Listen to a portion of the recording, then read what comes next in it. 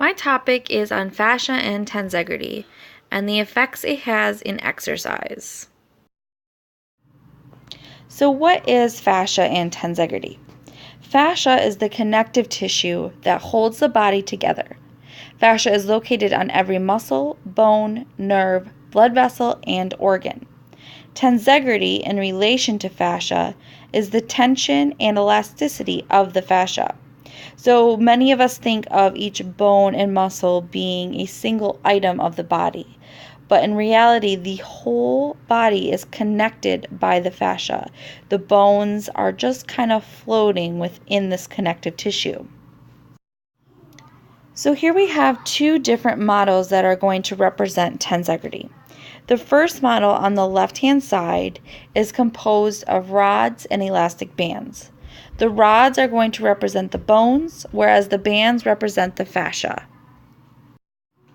So if we put pressure on this model, or say we pull on either side, we can see that the rods are going to adjust accordingly to the tension. That right there is tensegrity. If we look on the model on the right-hand side, we see a balloon. The balloon itself, the elasticity, is our fascia. The air inside is representing the bones. If we were to put the balloon on the ground and press on it, we would know that the balloon is going to adjust again accordingly to the tension, creating that tensegrity effect. So what does fascia and tensegrity have to do with our performance and exercise? What we know is that we can experience trigger points. Trigger points are places in the fascia that are built up, thicker than the rest. So if we think back to our balloon and we imagine the area that the balloon is tied off, that area is thicker compared to the rest of the balloon. So putting tension on the balloon, we'll see that the whole balloon takes that tension the same, except for that area where the balloon is tied off. This would be a trigger point.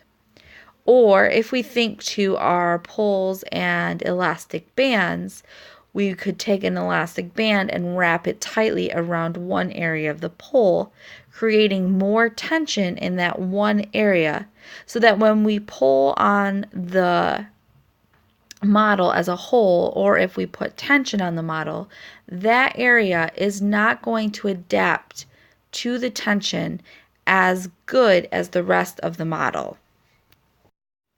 So what causes trigger points? We can experience trigger points by trauma or habits. Trauma could be anything from a car accident or to an injury during a football game. Habits are built up over time. So us hunching over our computer working at a desk or lying on our right side every night with our head tilted in a certain direction. These habits will build those trigger points.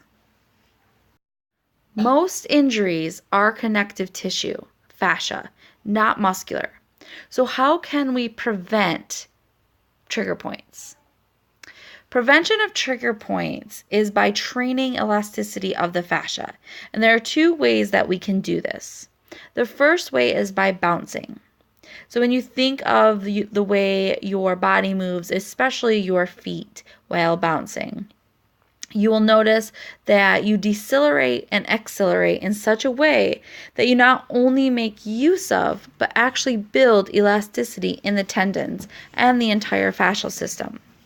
The second way is by preparatory counter movement, preparing for a movement by making a counter movement. So for example, flexing down before extending up to stand, winding up before a pitch, or moving the kettlebell toward the body before moving it away. The key here is to be non-repetitive. So what happens if we've already missed prevention and we have trigger points? What we can do is treat them by foam rolling. Foam rolling is done with an actual foam roller. By using the roller and putting it on the trigger points, creating a compression and soothing out or releasing trigger points. There was a study done, and it was published in the International Journal of Exercise and Science, that consisted of 13 females and 14 males. These subjects completed two 30 to 40 minute sessions that required 3 sit and stretch measurements followed by 2 treatments. The treatments consisted of foam rolling, postural alignment exercises, or static stretching.